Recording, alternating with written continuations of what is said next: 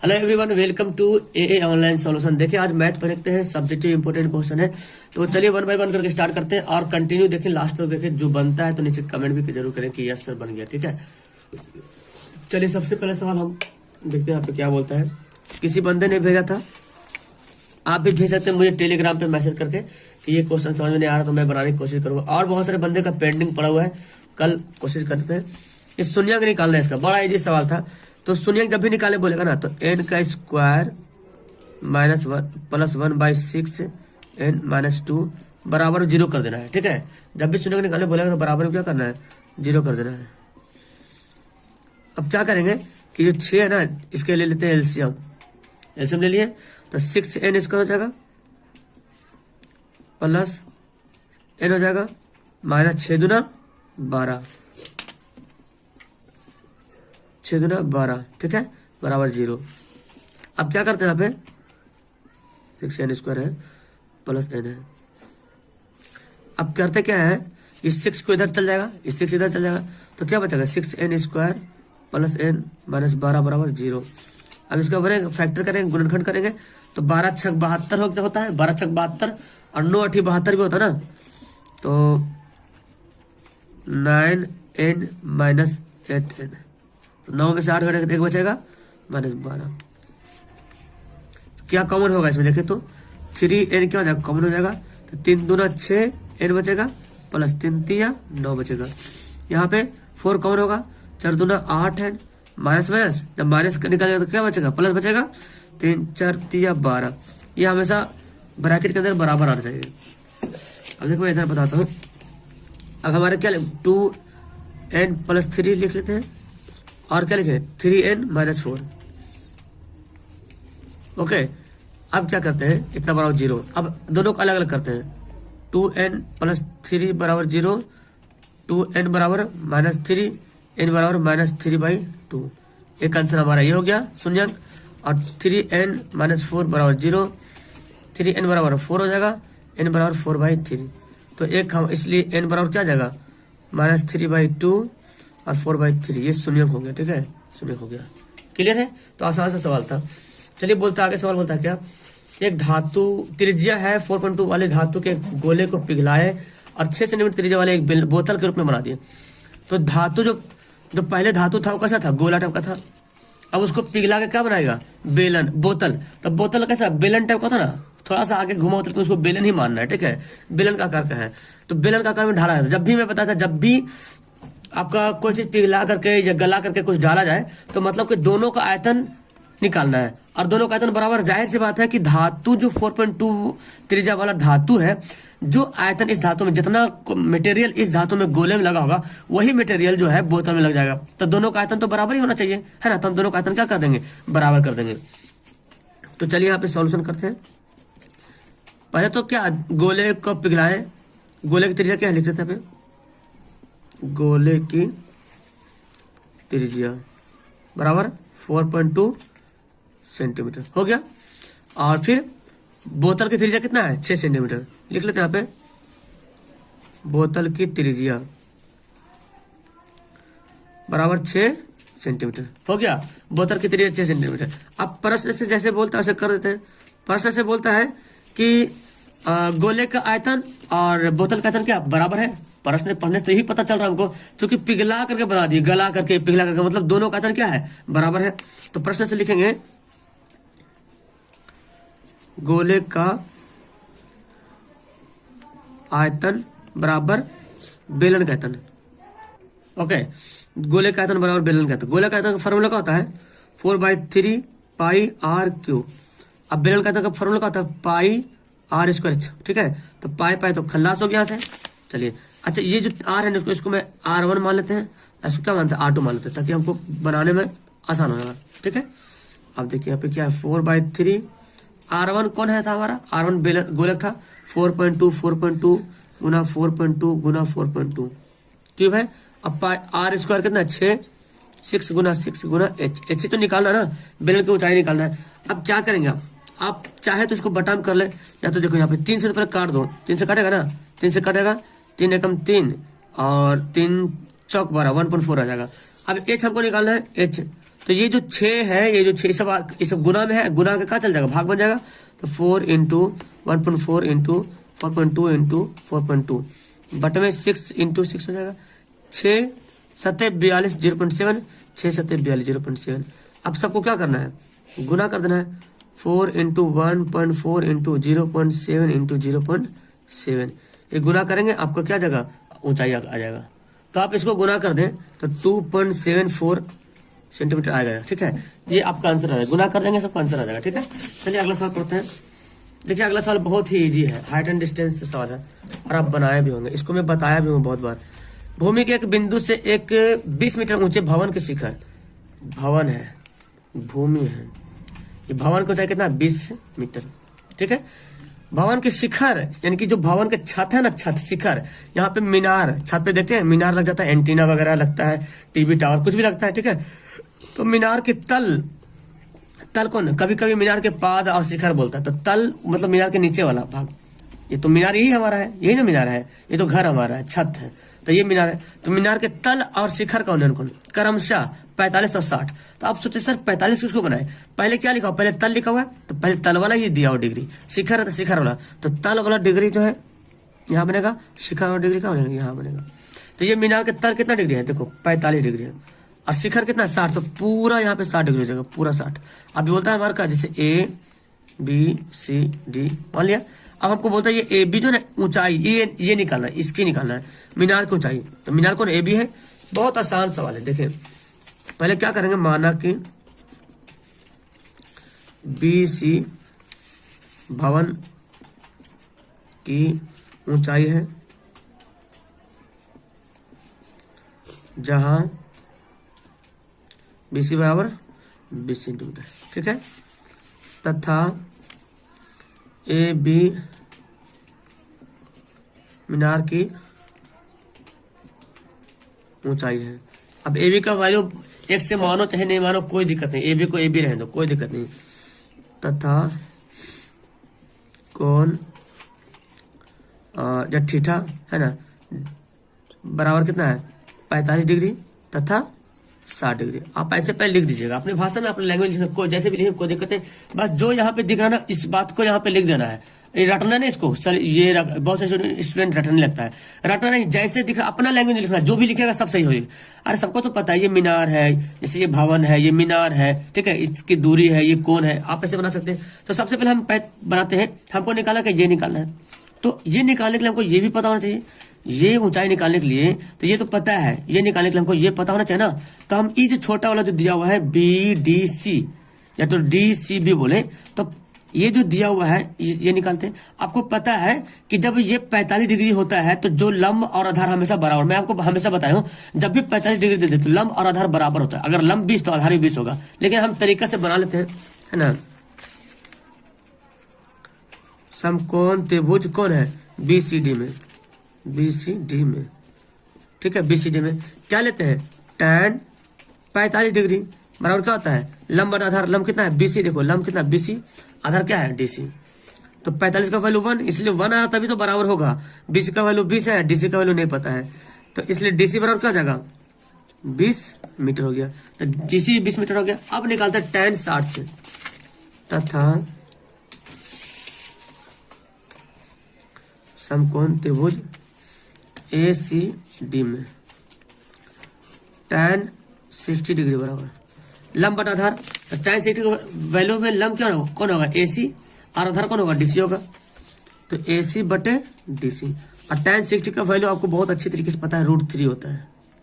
AC का value, AC को मैं क्या लिखता हूँ AB प्लस BC लिख सकते हैं, AB प्लस BC लिख देते हैं, AB प्लस BC बटा, और DC तो DC ही रहने देते हैं, और DC का वैल्यू भी पता चल गया हमको।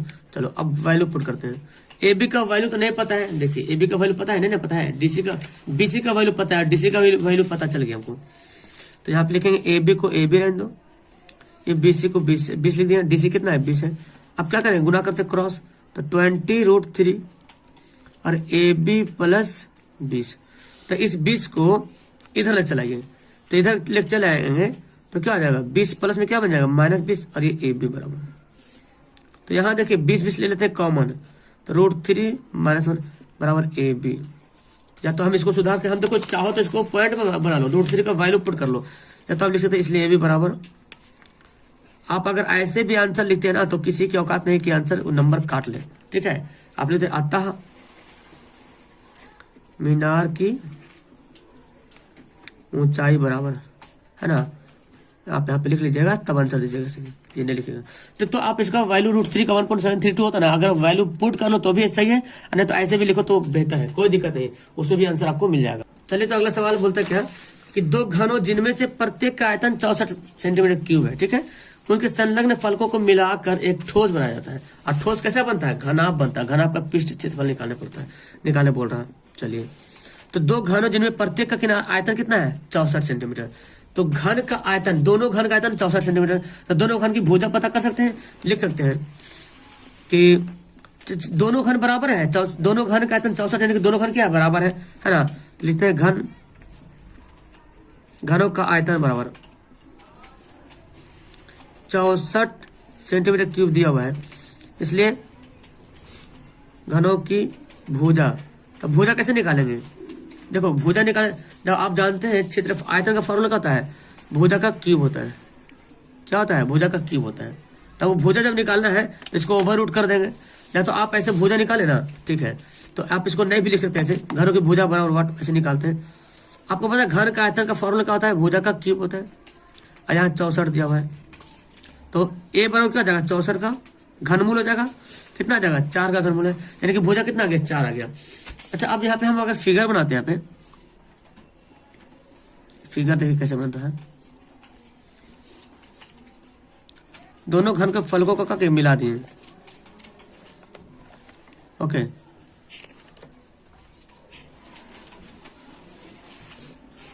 देखिए हो गया ना, दोनों घन क्या हो गया? मिल गया। ये दोनों घन बराबर बराबर मिल गया। और घन की भुजा कितना? 4 है, ठीक है, यानी कि 4, ये भी 4 था, ये लंबाई है ना, ये क्या है?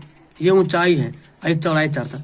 अच्छा ये भी 4, ये भी 4, तो अब जो घनाभ बन गया हमारा, तो टोटल लंबाई कितना हो जाएगा घनाभ का? 4 4 8 हो जाएगा, और चौड़ाई 4 ही है, और ऊंचाई भी 4 ही है। लिखेंगे अब बने घनाभ की लंबाई बराबर कितना है? 4 4 8 हो जाएगा, लंबाई 8, चौड़ाई 4, ऊंचाई भी 4, इसलिए घनाभ का पृष्ठीय क्षेत्रफल बोला ना जी, पृष्ठीय क्षेत्रफल का फॉर्मूला होता है घनाभ का पृष्ठीय क्षेत्रफल का फॉर्मूला जानता है 2 इंटू LB BH और HL होता है। तो 2 इंटू L का वैल्यू कितना? 8 गुना B का वैल्यू कितना? 4 है, B का वैल्यू 4 गुना H का वैल्यू 4 है, ठीक है, H का वैल्यू 4 गुना 8 है, ठीक है।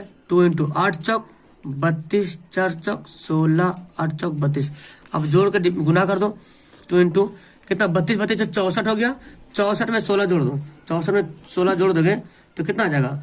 80 हो जाएगा, है ना। 64 16 80, 80 दूना 160 सेंटीमीटर स्क्वायर, क्योंकि क्या निकला हमको?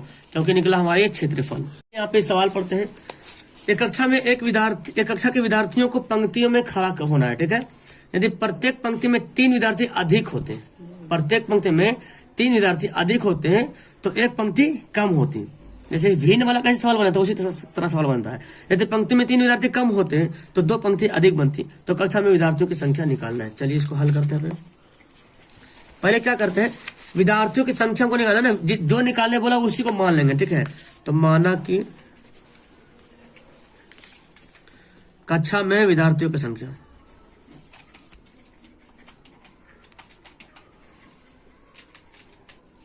विद्यार्थियों की संख्या मान लें, कक्षा में कितना मान लेंगे? कक्षा में विद्यार्थियों की संख्या बराबर क्या मान लेंगे? x मान लेंगे। अब पंक्ति भी है तो पंक्तियों की संख्या मान लेंगे, ठीक है। पंक्तियों की संख्या क्या मान लेंगे? y मान लेंगे। पंक्तियों की संख्या क्या हो जाएगा? y हो जाएगा। विद्यार्थियों की संख्या x माने और पंक्तियों की संख्या y माने। अब यहाँ पे अच्छा तो आप मुझे बताएं कि प्रत्येक पंक्ति में कितना विद्यार्थी होगा? प्रत्येक पंक्ति में कितना विद्यार्थी होगा तो क्या निकालेंगे? इसलिए प्रत्येक पंक्ति में विद्यार्थियों की संख्या, तो क्या करेंगे? x बटा वाई, नहीं समझे? जैसे मान लेते हैं कि विद्यार्थियों की संख्या मान लेते 10 है, ठीक है, मान लो टोटल 10, स्कूल में 10 विद्यार्थी है, ऐसा तो होगा नहीं, 10 विद्यार्थी मान लेते हैं, और पंक्ति संख्या मान लो कि 2 है। 10 विद्यार्थी में 2 पंक्ति, तो एक पंक्ति में कितना बच्चा होगा? 5 बच्चा होगा, जाहिर सी बात है। तो यहाँ पे वही बात बोला जाए, पंक्तियों की संख्या क्या मान ली? x मान ली, ठीक है, पंक्तियों की संख्या x मान ली, और क्या है, सॉरी, विद्यार्थियों की संख्या x मान ली, पंक्तियों की संख्या y माना। तो बोला प्रत्येक पंक्ति में विद्यार्थियों की संख्या क्या करेंगे? x बटा y कर लेंगे, क्योंकि यहाँ पे x क्या है? विद्यार्थियों की संख्या, y क्या है? पंक्तियों की संख्या। अभी मैं बताया था।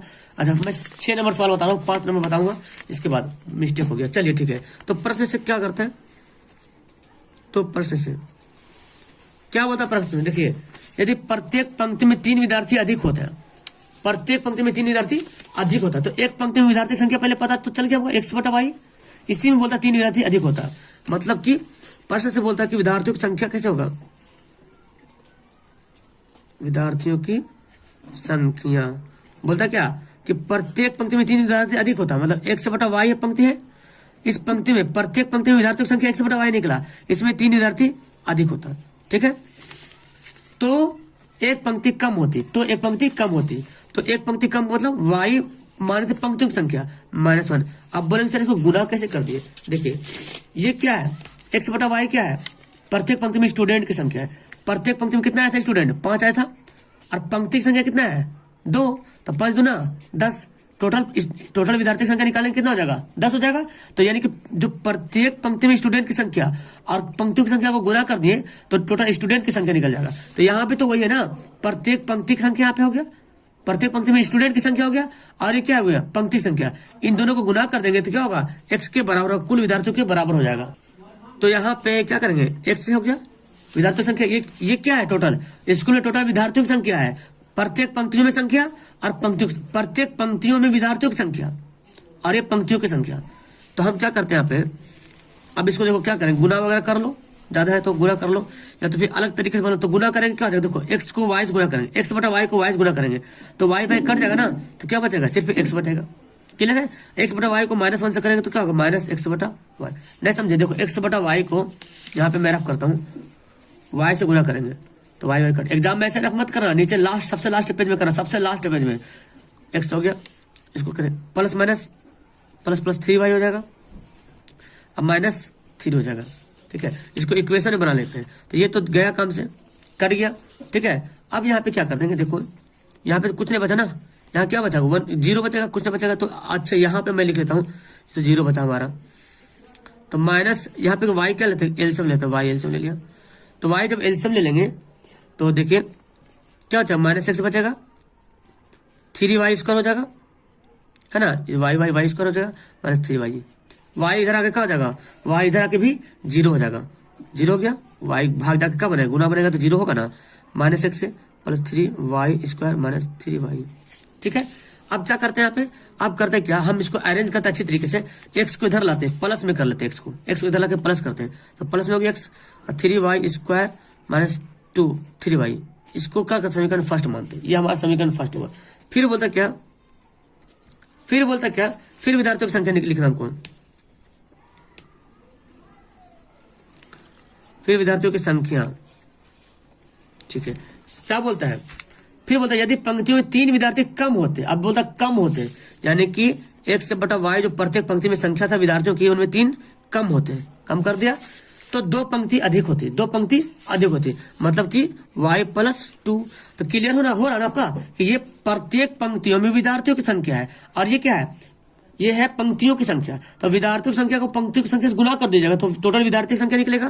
तो यहाँ भी वही देखिए, यहाँ पे क्या है? x है, अब ये क्या करो? इसको भी गुना करो, देखो इसको गुना करो तो y कट जाएगा, क्या बचेगा? x बचेगा, प्लस x बटा y को 2 से गुना करो, 2x बटा y -3y, कितना जाएगा? -3 दूना 6, ये तो दोनों गया काम से, या 0 बचा, तो y ले लेते हैं एलसीएम, तो 2x माइनस क्या हो जाएगा? 2x हो जाएगा, माइनस क्या हो जाएगा? 3y स्क्वायर हो जाएगा, -6y हो जाएगा, ठीक है। अब y भी यहाँ पे आके क्या हो जाएगा? कैंसिल हो जाएगा, y यहाँ पे आके कैंसिल हो जाएगा, ओके। तो y इधर आके 0 हो गया, ये क्या हो जाएगा? 2x है माइनस 3y स्क्वायर -6y। इसको भी क्या करते हैं? इसको भी इधर लाते हैं, तो इधर आइएगा तो क्या होगा, -2x हो जाएगा बराबर -3y² -6y। इस समीकरण सेकंड, फर्स्ट को सेकंड से ऐड करते हैं तो कि 3y² -3y² क्या होता है, फर्स्ट को 3 से ऐड करें तो इधर कट जाएगा, y यहाँ पे कुछ दिख रहा है ना, इसका वैल्यू हमको ज्ञात हो जाएगा। बनाते हैं, हालांकि ये सवाल लॉन्ग भी हो सकता है, लेकिन इसको आप दूसरा मेथड से भी बना सकते हैं, दूसरा मेथड से भी बनता है, ठीक है। तो अब क्या करते हैं यहाँ पे, ये जो x का वैल्यू है ना, इस समीकरण फर्स्ट को x वाला वैल्यू को इसमें डाल देते हैं, ठीक है। तो हम इसको इसमें रखते हैं, लिखते हैं x का मान समीकरण सेकंड में। तो समीकरण सेकंड क्या है, -2x हो गया बराबर -3y² -6y, ठीक है। x का वैल्यू रखेंगे तो x का वैल्यू ये तो -2 से रहेगा, x का वैल्यू कितना है, x का वैल्यू कितना है 3y² -3y, ठीक है, 3y² -3y यही तो है। तो यहाँ पे लिखते हैं 3y² -3y बराबर ये -3y² -6y, काटा पीटी करो, 3 दूना -3 दूना 6y² -5 + 3 दूना 6y, 3y² -6y। तो 6 सबको उधर ले चल जाते हैं, सबको उधर ले जाते हैं। तो ये 6 -6y² जाके क्या बनेगा, प्लस बनेगा +6y², और ये क्या बनेगा -6y। ये तो है ही है माइनस पहले से, क्योंकि सबको उधर ले जा रहा है। तो बचा क्या, यहाँ पे क्या बचा, 0 बचा। तो देखो 6y में से 3y घटेगा तो 3y², 6 12y। क्या करते हैं यहाँ पे कॉमन ले लेते हैं, y कॉमन लेते हैं, या तो इसको उधर भेजो, जैसे मर्जी उसे निकालो। तो 3y कॉमन ले लो, बेहतर होगा।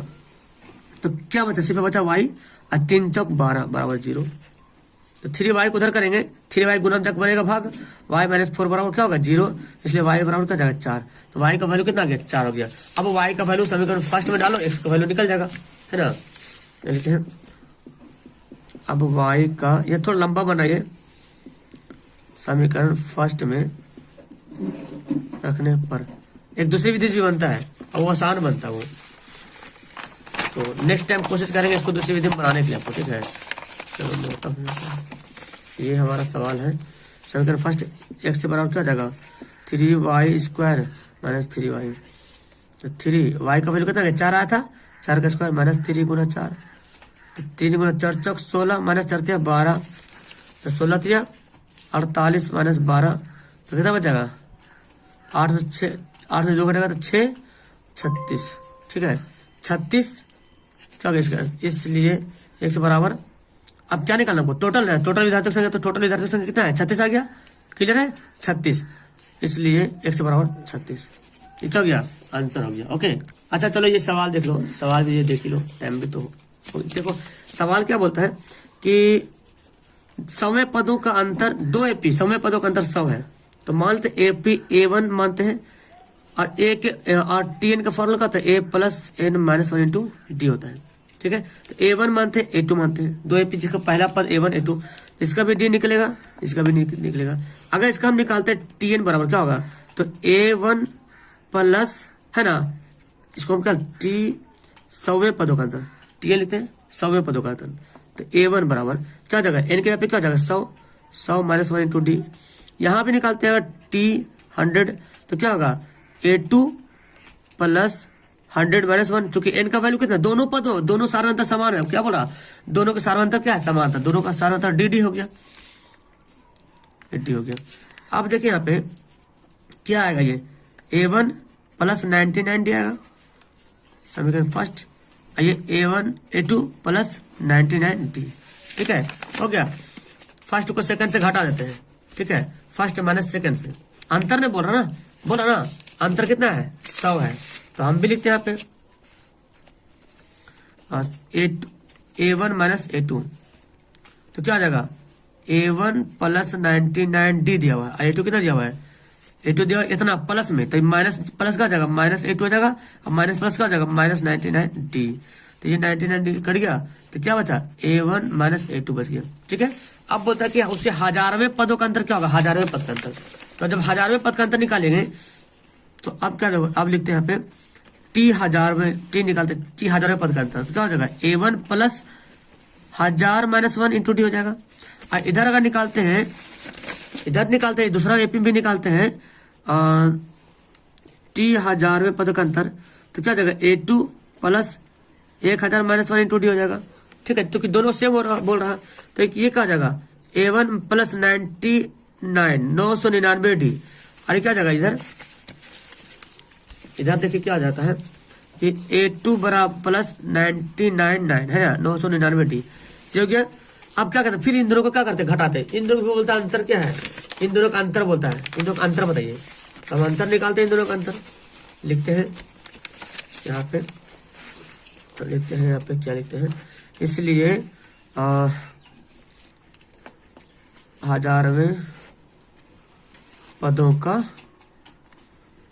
अंतर। तो 1000वें पदों का अंतर जब लिखेंगे तो क्या लिखेंगे, A1 प्लस 99 डी 999 डी, और घटाएंगे इसको तो घटाइएगा तो क्या हो जाएगा माइनस 8 हो जाएगा, अब प्लस माइनस माइनस 999 डी, ये दोनों कट गया। क्या बचा A1 माइनस A2। तो A1 माइनस A2 का वैल्यू भी हमको पता चला, क्या A1 माइनस A2 का पहले बोल रहा है इन दोनों का अंतर कितना है 100 है, सॉरी इन दोनों का अंतर कितना है 100 है, पहले बोल दिया 100 है। तो A1 माइनस A2 का अंतर क्या हो गया 100 हो गया। यहाँ भी A1 माइनस A2 आ रहा, तो इस वैल्यू को यहाँ पे पुट कर देंगे तो क्या जाएगा 100, यानी कि 1000वें पदों का अंतर भी क्या होगा 100 ही होगा। क्लियर है, समझ में आया। तो थोड़ा सा ये सवाल था जो लॉन्ग वाला था, लॉन्ग है, मैं लॉन्ग मेथड का इस्तेमाल कर रही हूँ, आप शॉर्ट मेथड भी इस्तेमाल कर सकते हो। कोशिश करूंगा इस तरह के सवाल शॉर्ट मेथड में आपको बताने के लिए। Okay, that's all. वीडियो अच्छी लगी तो लाइक करना। Okay, that's all, bye.